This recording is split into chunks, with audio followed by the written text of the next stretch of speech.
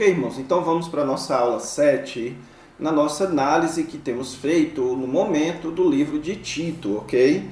Na última aula, nós nos dedicamos a analisar o capítulo 2 desta carta de Paulo a Tito.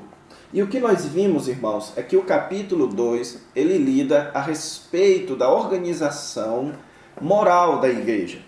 Então, o capítulo 1, ele enfatiza a organização da liderança da igreja. Paulo instrui Tito a organizar e constituir presbíteros qualificados para evitar a entrada de falsos mestres na igreja. No capítulo 2, a ênfase do apóstolo Paulo é sobre a conduta cristã, especialmente relacionada a dentro da igreja, para que a igreja não perca o seu alcance fora dela. Então, por 3 vezes o apóstolo Paulo enfatiza a necessidade da prática de boas obras, do estabelecimento de um caráter genuinamente cristão, das qualificações, das virtudes cristãs. Nós vimos que as mesmas virtudes, a mesma postura exigida dos homens e das mulheres, e também dos moços e das moças recém-casadas, é a mesma exigida dos presbíteros, praticamente a mesma, certo? Tendo em vista que não são listas exaustivas, então o que nós podemos entender, como eu expliquei a vocês, é que existe um corpo de virtudes cristãs que devem ser cultivadas por todos dentro da igreja. A diferença é que o líder, para ser líder, ele já tem que apresentar essas virtudes. E Tito, então, é exortado a incentivar os irmãos da igreja, a ensiná-los a viverem de maneira condizente com o Evangelho, para que o Evangelho seja bem visto diante da sociedade. Mas então, no final do capítulo 2, o apóstolo Paulo apresenta a base teológica para isso. Ele começou o capítulo 2 dizendo: "Tu, porém, fala o que convém à sã doutrina." Então era para Tito ensinar para as pessoas aquilo que convém ao Evangelho, ok? Agora o apóstolo Paulo vai explicar como o Evangelho trabalha em nossas vidas para produzir esse tipo de atitude. E a resposta é que existem 2 aspectos da mensagem do Evangelho que trabalham em nossas vidas. Em primeiro, você tem o aspecto passado, a manifestação da graça de Deus que nos salva. Quando a graça de Deus nos salva, nós somos educados para viver uma nova vida, para renegar o passado, viver um novo estilo de vida no presente. Mas existe um outro aspecto, que é o aspecto escatológico. Nós vamos nos encontrar com Cristo. Nós vamos nos encontrar com aquele que morreu para nos constituir como seu povo. Então, estes 2 aspectos são a base para a nossa necessidade de viver uma vida cristã integral. Mas também, por fim, no versículo 15, o apóstolo Paulo apresenta uma outra base, que é a autoridade pastoral de Tito. Visto que Tito era o verdadeiro filho de Paulo, era herdeiro da doutrina apostólica, ele não poderia ser desprezado. Então foi isso basicamente que nós vimos na aula passada, ok? Nessa aula, então, nós vamos entrar no capítulo 3, no último capítulo do livro de Tito, ok? E nós vamos estudar, então, o capítulo 3 em 2 partes, em 2 aulas. Então, vamos lá. Ok, irmãos? Então, vamos agora analisar aí esse texto de Tito, capítulo 3, versículos 1 a 8. E, entendendo aqui o esboço que nós estamos, nós vimos que a partir do capítulo 2, o apóstolo Paulo dá uma série de instruções quanto à organização da conduta na igreja. Lembrando que o tema do livro de Tito é instruções para uma igreja organizada, para uma igreja bíblica, uma igreja bem constituída. Então o apóstolo Paulo começa instruindo quanto aos líderes, depois ele passa para a conduta da igreja. No capítulo 2, nós já vimos que ele dá as instruções aos diferentes grupos da igreja, depois ele apresenta a base teológica para a vida cristã. Então, o apóstolo Paulo, no capítulo 3, ele apresenta as instruções para a vida em sociedade e depois as orientações finais quanto ao erro. Então, o texto que nós vamos analisar é esse que está grifado, lida a respeito das instruções para a vida em sociedade. Nós temos visto que o apóstolo Paulo, tanto em 1 Timóteo quanto em Tito, ele dá muito valor quanto a aquilo que a igreja expressa à vista do mundo, à vista da sociedade, à vista daqueles que ainda não são crentes. Nós temos visto que o apóstolo Paulo, ele enfatiza muito a necessidade de boas obras, a necessidade de um bom caráter, de uma boa postura, para que o evangelho não venha a ser difamado, para que os crentes não venham a ser perseguidos, para que os crentes ou a igreja não venha a ser desrespeitada. Por isso, então, agora, o apóstolo Paulo, ele vai lidar especificamente com a conduta que o crente deve ter na sua vida em sociedade. E a lição que o apóstolo Paulo vai ensinar aqui nesse texto, é que os crentes precisam ser modelos de boa cidadania. E então ele vai mais uma vez mostrar a base teológica para a nossa nova vida em cidadania, como cidadãos além da igreja. Então esse é o texto, vamos começar aqui a analisar o texto de Tito, capítulo 3, versículos de 1 a 8. Veja, irmãos, aqui que o apóstolo Paulo começa dizendo: lembra-lhes que se sujeitem aos que governam. É interessante a palavrinha traduzida aqui por lembrar-lhes, ela está no imperativo. E a ideia dele, irmãos, a ideia dessa palavra, a forma como ela foi colocada na língua grega, transmite a ideia de continuidade. Ou seja, Tito deveria estar continuamente lembrando aos cristãos da igreja que eles deveriam se sujeitar aos que governam, certo? Provavelmente aqui o apóstolo Paulo está dando uma exortada ao fato de que os cretenses, eles eram conhecidos por serem uma sociedade um pouco rebelde, um pouco turbulenta. Os romanos tinham certos problemas ali. Então, como o apóstolo Paulo, ele está ensinando a igreja a dar bom testemunho, o apóstolo Paulo está ensinando aqui eles a serem bons exemplos de cidadãos, a eles não seguirem um modelo que era seguido tipicamente pelos cretenses, certo? Então aqui o apóstolo Paulo vai se referir à relação do crente com o poder civil. E este é um texto, irmãos, extremamente relevante para você tratar na sua igreja em momentos como eleição política, certo? Em momentos em que os cristãos precisam se posicionar em relação a determinadas leis. Então a ordem do apóstolo Paulo aqui é que os cristãos, lembra-lhes que se sujeitem aos que governam, às autoridades. Então, uma das obrigações, dos deveres da igreja ou dos crentes é que eles devem se sujeitar aos que governam.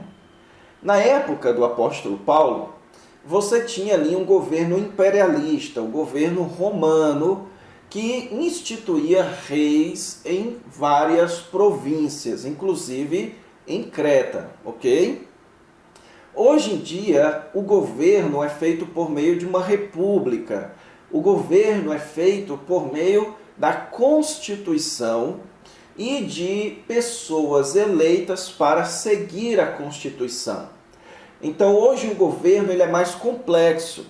Então, entendendo para os dias de hoje, é tarefa dos crentes não apenas se sujeitarem à lei, que é a autoridade máxima no Brasil, no caso, mas também aqueles que executam a lei, aqueles que são agentes da lei ou as autoridades, aos governantes, ok?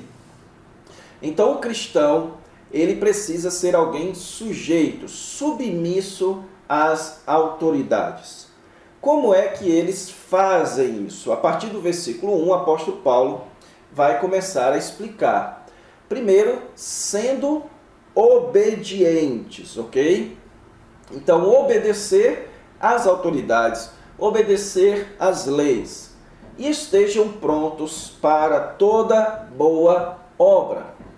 Essa expressãozinha boa obra aqui nesse contexto, irmãos, certo? Porque em outros contextos nós vemos claramente a palavra boa obra como sendo aplicada a obras de caridade, como também sendo aplicadas às virtudes cristãs.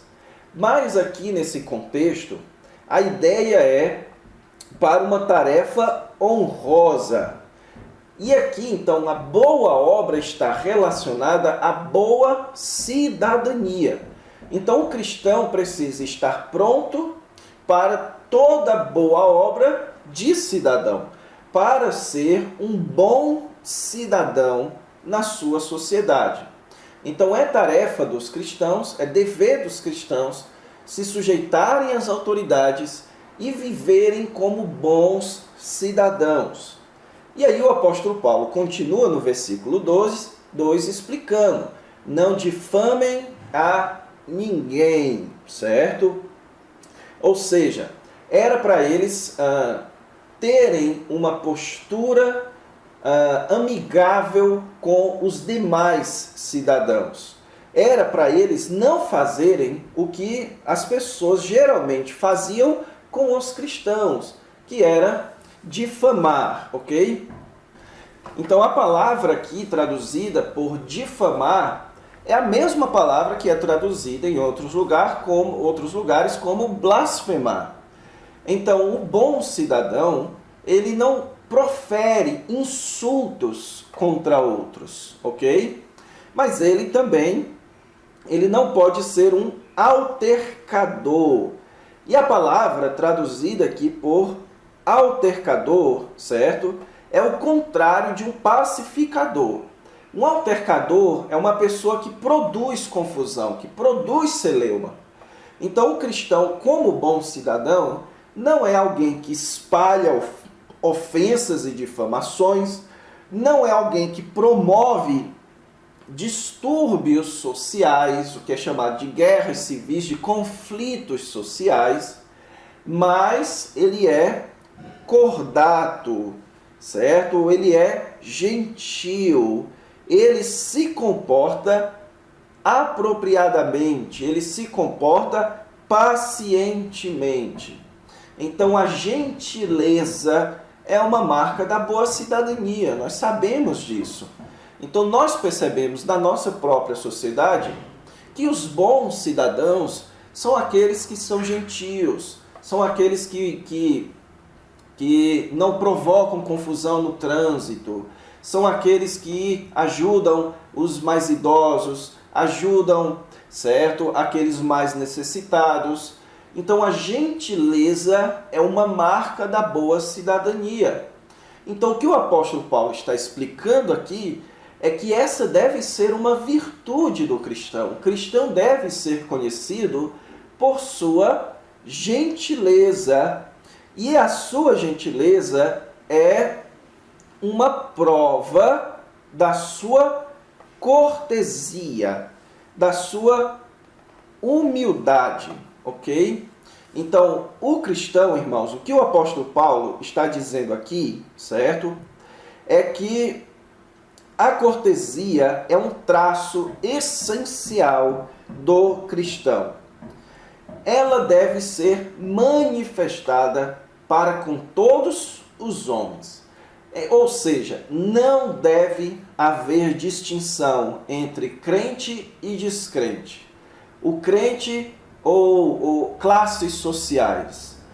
O crente precisa ser cortês, gentil, bom cidadão perante qualquer pessoa, perante toda a sociedade.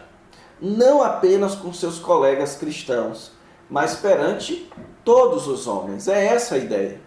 Então, o ponto aqui do versículo 1 e 2 é a necessidade do crente ser um bom cidadão, ser alguém conhecido por viver bem em sociedade.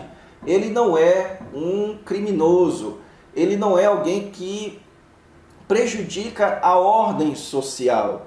Pelo contrário, ele é cordato, ele é pacificador, ele é gentil. O versículo 3 começa então a nos dar a base para esse tipo de virtude, esse tipo de postura cristã. E a base, irmãos, que o apóstolo Paulo vai apresentar aqui, se chama na teologia de conversão. Ele vai comparar aqui dois estágios da vida cristã. O estágio antes da graça e o estado depois da graça. Note que no versículo 3 ele começa dizendo: pois nós também outrora éramos, ok? E versículo 4, quando porém se manifestou, então você percebe aqui o caráter temporal do argumento de Paulo. Ele vai comparar dois tempos, um tempo antes e um tempo depois. O tempo antes da manifestação da salvação e um tempo depois da manifestação da salvação. E o versículo 3, ele apresenta este tempo antes. Primeiro ele diz que outrora éramos nécios. O que é um nécio, irmãos? Na palavra de Deus, um nécio é alguém que é cego à realidade de Deus. Ele é um tolo, ele não considera Deus na sua vida e nem a sua lei. Então, a pessoa sem a graça de Deus é uma pessoa que vive sem Deus e que, por isso, a sua moralidade ela é deturpada.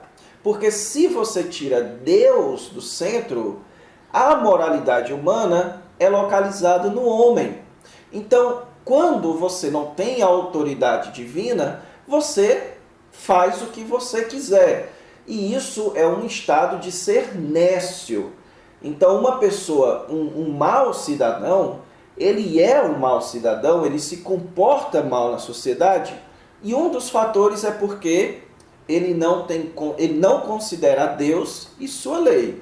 Se ele considerasse a Deus e sua lei, ele não seria nécio.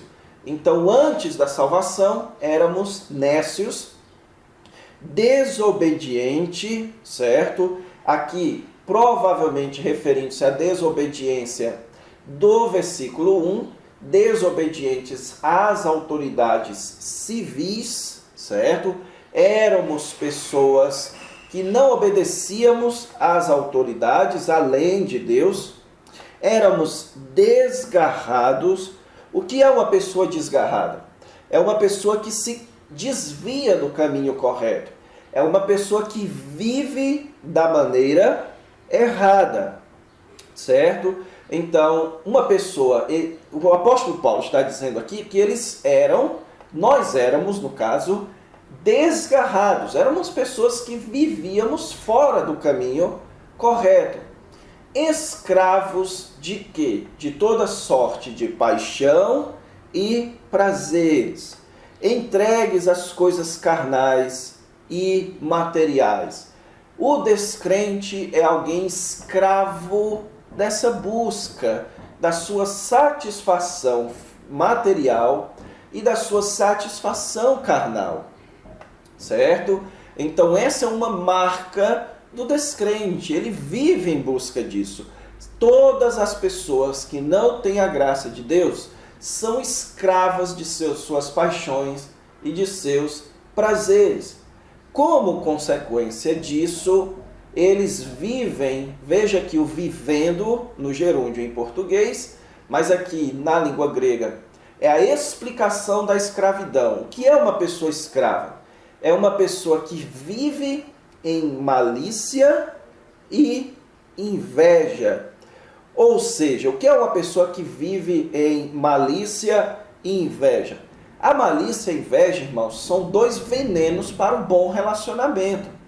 Duas pessoas que se tratam de maneira maliciosa, enganando umas às outras, ou duas pessoas que vivem com inveja uma da outra, certamente esse não é um relacionamento que vá funcionar bem. Então, por que nenhuma política neste mundo, nenhuma nação deste mundo vive em perfeito equilíbrio? Porque os homens vivem em malícia e inveja, vivem tentando se dar bem uns sobre os outros, e por isso então é que o Estado civil ele não é equilibrado. E então ele completa: odiosos e odiando-nos uns aos outros. Ou seja, a pessoa descrente é alguém que é incapaz de manifestar amor, ok? Quando, porém, versículo 4, agora ele vai para o outro estágio. Então lembre-se, aqui ele está explicando por que temos que ser bons cidadãos. Porque antes nós éramos pessoas que possuíamos um caráter tipicamente o que produz um mau cidadão. Porém, se manifestou a benignidade de Deus, nosso Salvador, e o seu amor para com todos. Agora veja aqui, irmãos, o seguinte: se manifestou a benignidade de Deus. Note que no versículo 2, você tem a graça de Deus se manifestou. Então, a benignidade imerecida de Deus é a misericórdia, a graça de Deus. Então aqui o apóstolo Paulo está mais uma vez retomando o que ele falou em Tito capítulo 2, certo? Mais uma vez ele está se referindo à manifestação da graça de Deus no Senhor Jesus Cristo. E a cruz do Senhor Jesus Cristo foi a expressão do amor de Deus. E então, certo? Ele vai explicar agora este processo de transformação. Primeiro, no versículo 5, não por obras de justiça praticadas por nós, mas segundo a sua misericórdia. A ênfase aqui no versículo 5, irmãos, é neste contraste. Não foi por obras nossas, foi por sua misericórdia, ok? Então o apóstolo Paulo, geralmente quando ele vai falar a respeito do efeito do evangelho, ele antes enfatiza a natureza do caráter sem o evangelho, para mostrar que o homem é incapaz de realmente fazer alguma coisa de benéfico para si mesmo, confiando nas suas obras. Então, como é que uma pessoa pode confiar nas suas obras de justiça se ele é um nécio, se ele é um desgarrado? Então o apóstolo Paulo já explicou que tudo para os impuros é impuro. Então, se você é impuro, não adianta o que você faz, está contaminado pela impureza. Então não pode ser por obras de justiça praticadas por nós. Precisa ser pela misericórdia de Deus. Então aqui o ponto de partida do processo de conversão se chama Deus. Deus é quem toma a iniciativa pela sua misericórdia e pela sua graça. E veja que o texto nos diz, Ele nos salvou. Então Deus é quem salva pela sua misericórdia, não por nós mesmos, certo? E note que aqui, irmãos, veja, esse é um texto interessante, porque ele não menciona a fé. Ele não menciona a fé, que é a participação humana na salvação. Agora, por que o apóstolo Paulo não menciona a fé aqui? Porque ele está expressando aqui, certo? Que é de Deus e é completamente de Deus a salvação. Então, você precisa entender os textos que falam de fé à luz desse texto aqui. Que mesmo a fé sendo a participação do homem, a fé é meramente o resultado da ação de Deus. É resultado da manifestação da misericórdia de Deus em nossas vidas. Então, o que foi isso que Deus manifestou? E o que foi isso que Deus nos deu para nos salvar? Então, você tem aqui um texto extremamente parecido com Efésios capítulo 2. Efésios capítulo 2 mostra, irmãos, que a graça que Deus dá, que nos salva, se chama regeneração.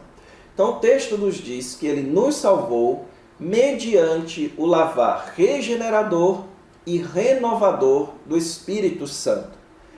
Aqui você tem o uso da palavrinha lavar.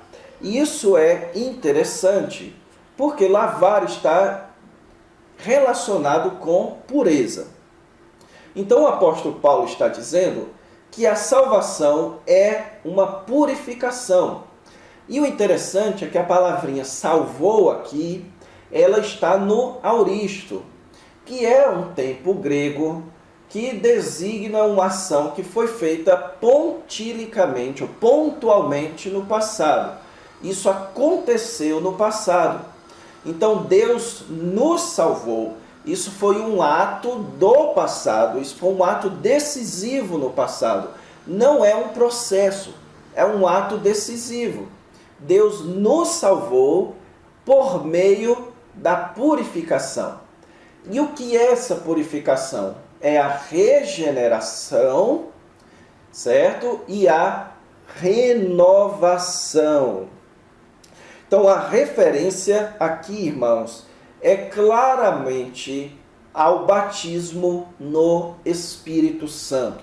Ao momento em que o crente recebe o Espírito Santo.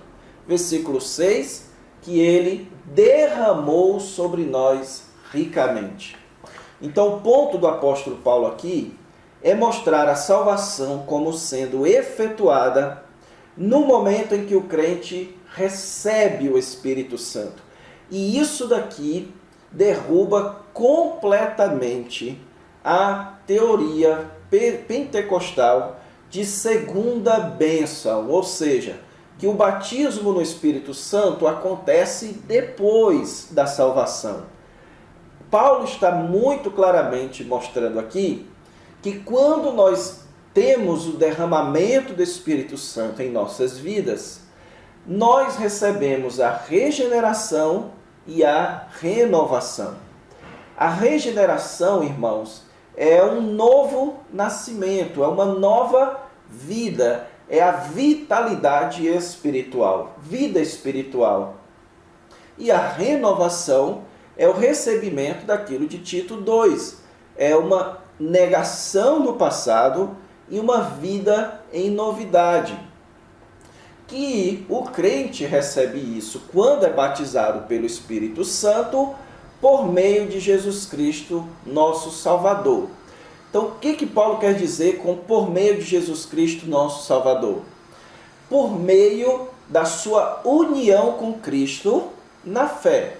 Então, quando o crente ele é unido a Cristo, quando o crente crê no Senhor Jesus Cristo, ele recebe um novo nascimento, ele recebe o Espírito Santo, porque a sua união com Cristo faz com que ele receba todos os benefícios da cruz de Cristo, todos os benefícios da salvação.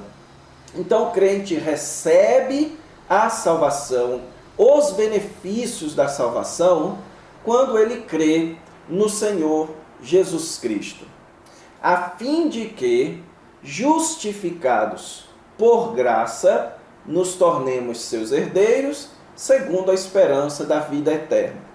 Então, qual é o propósito da salvação? Versículo 7.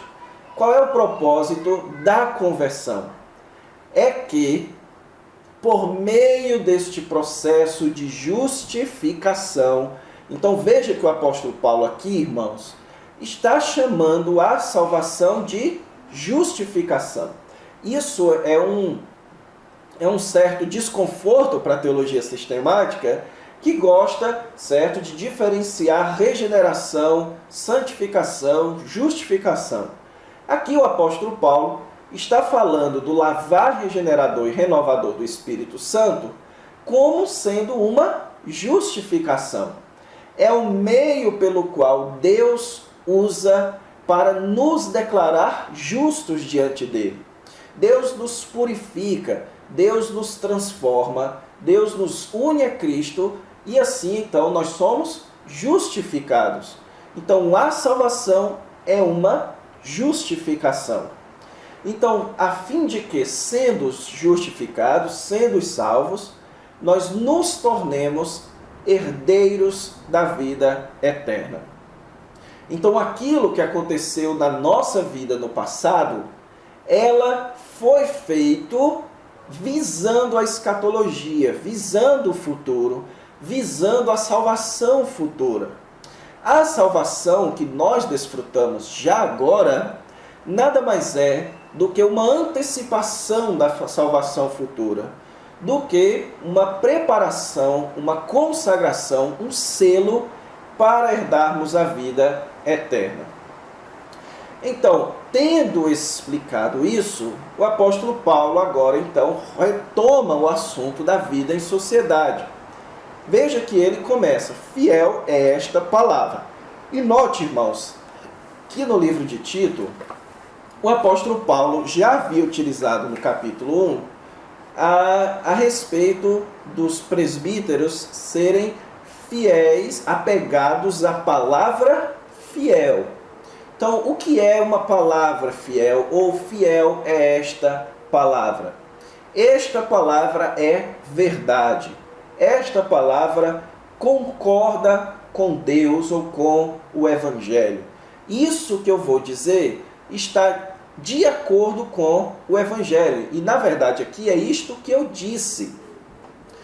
E quero que, no tocante a estas coisas, faças a afirmação confiadamente, para que os que têm crido em Deus sejam solícitos na prática de boas obras. Estas coisas são excelentes e proveitosas aos homens. Então, o que o apóstolo Paulo está dizendo? Que a sua definição e expressão do Evangelho está sendo fiel à palavra de Deus. Sendo assim, é necessário que aqueles que creem em Deus vivam na prática das boas obras. Boas obras aqui, no contexto, estão sendo aplicadas a uma vida em sociedade. Então, o ponto do apóstolo Paulo é: visto que nós cremos em Deus e visto que nós experimentamos o Evangelho, nós precisamos viver bem em sociedade. Nós precisamos ser bons cidadãos. Por quê? Porque isso é excelente e proveitoso aos homens. Isso ajuda na propagação do Evangelho. Irmãos, trazendo para os dias de hoje, nós temos inúmeros casos de pastores no nosso país envolvidos em escândalos, pastores que já foram presos, certo? Pastores que, ao invés de serem pacificadores, são pessoas que produzem ódio na sociedade, que produzem luta entre diversas classes ou camadas da sociedade. São pessoas que, ao invés de se preocuparem com ao invés de se preocuparem mais com a manutenção de uma conduta excelente na sociedade, não se preocupam com isso. Então, em uma sociedade capitalista em que nós vivemos, da sociedade em que nós vivemos, ganhar dinheiro fácil, isso não é bem visto pela sociedade. Para a sociedade em que nós vivemos, o dinheiro deve ser oriundo do trabalho honesto, certo? Agora, deixe-me dizer aqui, quando eu digo não é bem visto, eu não estou falando da prática social da desonestidade. A desonestidade hoje é uma epidemia, certo? Eu estou me referindo aqui ao seguinte: um pastor que lança uma campanha na TV de que se você doar R$1.000 em 3 meses, todos os seus familiares vão ser salvos, na sociedade isso é visto com desdém, isso é visto com desprezo, além de isso não ser fiel à palavra de Deus. Esse é o ponto do apóstolo Paulo aqui no versículo 8. O pastor precisa ser alguém que é fiel à palavra de Deus, mas que incentiva os cristãos a realizarem atitudes que não denigrem a imagem do Evangelho, que são excelentes, que são vistas pela sociedade com bons olhos, certo? Então veja, por exemplo, o caso de Billy Graham nos Estados Unidos. O grande acesso que aquele homem teve para pregar o Evangelho. Eu tive um professor na minha época de seminário que ele era chamado para pregar em solenidades da prefeitura da cidade. O meu pai na fé, o homem que pregou o Evangelho para a minha família no interior do Ceará, ele também era muito bem visto pela sociedade por conta da sua postura, por conta do seu caráter, por ser um bom cidadão. Então, o que o apóstolo Paulo está explicando aqui, irmãos, é que quando os crentes vivem de acordo com o Evangelho, quando eles manifestam um caráter condizente com o Evangelho, isso é proveitoso para os homens. Isso ajuda na obra de Deus. Isso é proveitoso para a pregação da palavra de Deus. Então, este é o ponto aqui. Lembrando, certo, que isso condiz com a nossa tese de que o livro de Tito, ele possui 2 caráteres. Um caráter profilático, de limpeza da igreja dos falsos mestres, e um caráter evangelístico, a igreja se comportando de uma forma que ajude, que favoreça o alcance dos perdidos, ok? Então é isso, irmãos. Vamos encerrar aqui a nossa análise do versículo 8. Na próxima aula, então, a gente encerra a nossa análise do livro de Tito. Então, fiquem com Deus até a próxima aula.